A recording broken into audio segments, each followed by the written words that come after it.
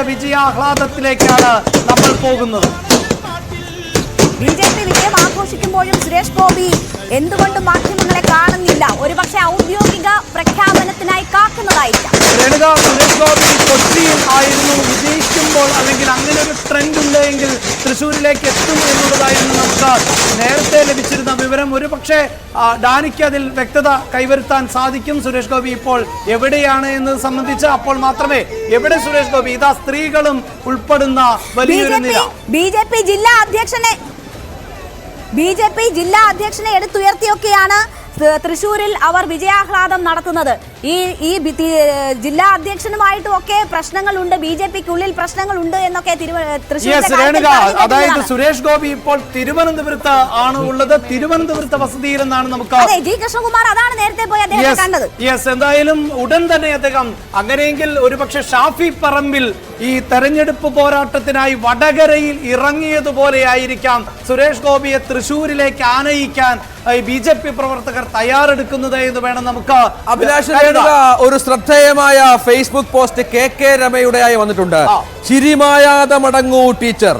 മിണ്ടാനും ചിരിക്കാനും തൊടാനും ഉമ്മ വെക്കാനും ഒക്കെ ചിരിമായാത്ത മുഖം ബാക്കി വെക്കണം. മനുഷ്യനെന്ന അപാരമായി ആഗ്രഹിക്കുന്നവരുടെ നാടാണിത്. ഇവിടുന്ന് മടങ്ങുമ്പോൾ അങ്ങനെയേ മടങ്ങാവൂ. മരിച്ച മനുഷ്യരെയും തോറ്റ മനുഷ്യരെയും ചേർത്ത് പിടിച്ച നാടാണിത്.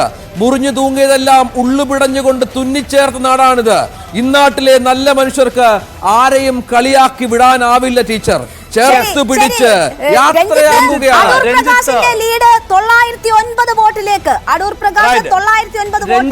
രമയുടെ ആ ഫേസ്ബുക്ക് പോസ്റ്റ് വായിക്കുമ്പോൾ, അതായത് വടകരയിലേക്ക് ഇറങ്ങിച്ചെന്ന ഷാഫി പറമ്പിൽ ആദ്യം പറഞ്ഞത് വടകരക്കാർക്കൊരമ്മയുണ്ട്, അത് ടീച്ചർ അമ്മയല്ല, TP ചന്ദ്രശേഖരനെ വെട്ടിനുറുക്കി. എന്തായാലും തിരുവനന്തപുരത്തും ആറ്റിങ്ങലിലും എന്ത് സംഭവിക്കുന്നു എന്നതിന്റെ ആകാംക്ഷയിലാണ് എല്ലാവരും. വോട്ടെണ്ണൽ പുരോഗമിക്കുമ്പോൾ ആറ്റിങ്ങലിൽ അടൂർ പ്രകാശ് ലീഡ് ചെയ്യുന്നു, തിരുവനന്തപുരത്ത് ശശി തരൂർ ലീഡ് ചെയ്യുന്നു. 1,00,000-ൽ താഴെ വോട്ട് മാത്രമാണ് തിരുവനന്തപുരത്ത് ഇനി എണ്ണാനുള്ളത്. അവിടെ തരൂർ ലീഡ് ചെയ്യുന്ന സാഹചര്യം അത് വിജയമായി മാറുമെന്ന പ്രതീക്ഷയാണ് UDF ക്യാമ്പിനെ സംബന്ധിച്ചുള്ളത്. അതേസമയം KC വേണുഗോപാൽ അല്പസമയത്തിന് മുൻപ് മാധ്യമങ്ങളെ കാണുകയുണ്ടായി, ദേശീയ രാഷ്ട്രീയ സാഹചര്യങ്ങൾ സംസാരിക്കുകയുണ്ടായി. ഏത് സാഹചര്യത്തിലാണ് ഇന്ത്യ മുന്നണി മത്സരിച്ചതെന്ന് എല്ലാവർക്കും അറിയാമല്ലോ എന്ന് അദ്ദേഹം ചോദിച്ചു. ഞങ്ങളുടെ പണം പിടിച്ചുകൊണ്ടുപോയി തെരഞ്ഞെടുപ്പ് പ്രചരണം സാധ്യമല്ലാത്ത സാഹചര്യം ഉണ്ടാക്കി, അങ്ങനെയൊക്കെ ദ്രോഹിച്ചു, അന്വേഷണ ഏജൻസികളെ ഉപയോഗിച്ചു, പ്രതിപക്ഷത്തെ ഛിന്ന ഭിന്നമാക്കാൻ നോക്കി. അതിനുശേഷവും 233 എന്ന നിലയിലേക്ക് എത്തിയതിന്റെ ക്രെഡിറ്റ് പറയുകയാണ് KC വേണുഗോപാൽ ചെയ്തത്. അതൊരു നേട്ടമായി കാണുകയാണ് KC വേണുഗോപാൽ. എന്തായാലും ഭരണഘടന മാറ്റാൻ പറ്റില്ലല്ലോ എന്ന ആശ്വാസവും അദ്ദേഹം ചെലുത്തുന്നു. 400 എടുക്കുന്നത് 400 പാർ എന്നത് ഭരണഘടന മാറ്റാനാണ് എന്ന പ്രചരണമാണ് പ്രതിപക്ഷ പാർട്ടികൾ വടക്കേ ഇന്ത്യയിൽ ഉൾപ്പെടെ കൃത്യമായി പറഞ്ഞിരുന്നത്.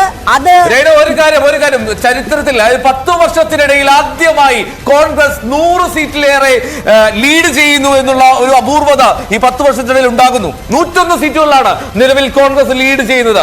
101 സീറ്റുകളിൽ ഇന്ത്യ മുന്നണി മത്സരിക്കുന്നതിൽ 101 സീറ്റുകളിൽ കോൺഗ്രസ് ലീഡ് ചെയ്യുന്നു 10 വർഷത്തിനിടയിൽ ആദ്യം. മറ്റൊന്ന്, നമ്മുടെ തൊട്ടടുത്ത സംസ്ഥാനമായിട്ടുള്ള തമിഴ്നാട്ടിൽ ഒരു കംപ്ലീറ്റ് സ്വീപ്പ് ഇന്ത്യ മുന്നണി നടത്തുന്ന ഒരേ ഒരു സീറ്റ് മാത്രമാണ് അയോധ്യയുടെ കാര്യം കൂടെ പറഞ്ഞിട്ട് അയോധ്യ ഉത്തർപ്രദേശിൽ ഇത്ര വലിയ മുന്നേറ്റം ഇന്ത്യ മുന്നണിക്കുള്ളപ്പോൾ അയോധ്യ നിൽക്കുന്ന ഫൈസാബാദ് മണ്ഡലത്തിൽ മുന്നിട്ട് നിൽക്കുന്നത് SP ആണ്. കോൺഗ്രസ് BJPയുടെ ലല്ലു സിംഗ് ഏതാണ്ട് 10,000-ലേറെ വോട്ടിന് പിന്നിൽ നിൽക്കുന്നു എന്നുള്ളതാണ്. SP സ്ഥാനാർത്ഥി മുന്നിൽ നിൽക്കുന്നു പ്രസാദ്. ദക്ഷിണേന്ത്യയിൽ നിന്ന് ഇത്രയും സീറ്റുകൾ കിട്ടിയാലും ചില ചോദ്യങ്ങൾ ബാക്കി നിർത്തുകയാണ്. ഒരുപാട് ചോദ്യങ്ങൾക്ക് ഉത്തരം നൽകേണ്ടി വരും ഇത്തവണ BJPയുടെ നേതൃത്വം എന്നുള്ളത്. പ്രത്യേകിച്ചും പ്രധാനമന്ത്രിയുടെ ഭൂരിപക്ഷം ഇത്രമേൽ ഇടിഞ്ഞത് വലിയ ചർച്ചയാകും. യോഗിയും മോദിയും ഉണ്ടായിട്ടും ഉത്തർപ്രദേശിൽ എന്ത് സംഭവിച്ചു എന്ന ചോദ്യത്തിന് ഉത്തരം നൽകേണ്ടി വരും. ഉത്തർപ്രദേശിൽ ഇത്രമാത്രം വികസന പ്രവർത്തനങ്ങൾ നടത്തിയെന്ന് അവകാശപ്പെടുമ്പോഴും ഉത്തർപ്രദേശുകാർ എന്തുകൊണ്ട് മറിച്ച് ചിന്തിച്ചു എന്നുള്ള ചോദ്യം. അയോധ്യ വോട്ടായില്ലേ, വോട്ടായോ എന്ന ചോദ്യത്തിന് ഉത്തരം നൽകേണ്ടി വരും. ഉറപ്പായും അങ്ങനെ ഒരുപാട് ചോദ്യങ്ങൾ. കൈവിട്ട സഖ്യങ്ങളൊക്കെ തിരിച്ചടിയായി എന്നുള്ളതായിരിക്കും ഒരുപക്ഷെ ഇന്ത്യയുടെ ആദ്യ കണക്കുകൂട്ടലുകൾ. എന്തായാലും ഉത്തർപ്രദേശിൽ വലിയ തിരിച്ചടിയാണ് നേരിട്ടത്. അത് SP ഒരു ഗംഭീര മുന്നേറ്റമാണ് ഉണ്ടാക്കിയത്. നരേന്ദ്രമോദിയുടെ വ്യക്തിപ്രഭാവം എന്തെന്ന് വോട്ടെണ്ണി ആദ്യ റൗണ്ടുകളിൽ മനസ്സിലായെന്ന് KC വേണുഗോപാൽ പരിഹസിക്കുന്നു. ഇതുൾപ്പെടെയുള്ള ഒരുപാട് ട്രോളുകൾ നമ്മൾക്ക് ഇനി കാണേണ്ടി വരും എന്നതാണ് എൽദോ തോന്നുന്നത്. എന്തായാലും വലിയ പ്രചാരണമായിരുന്നു. 10 ലക്ഷം വോട്ട് നേടുക എന്നതായിരുന്നു ലക്ഷ്യം. കഴിഞ്ഞ തവണ ഉണ്ടായ ഭൂരിപക്ഷം ഉയർത്തുക എന്നതായിരുന്നു ലക്ഷ്യം. പക്ഷേ അതിലേക്കൊന്നും പോയില്ല.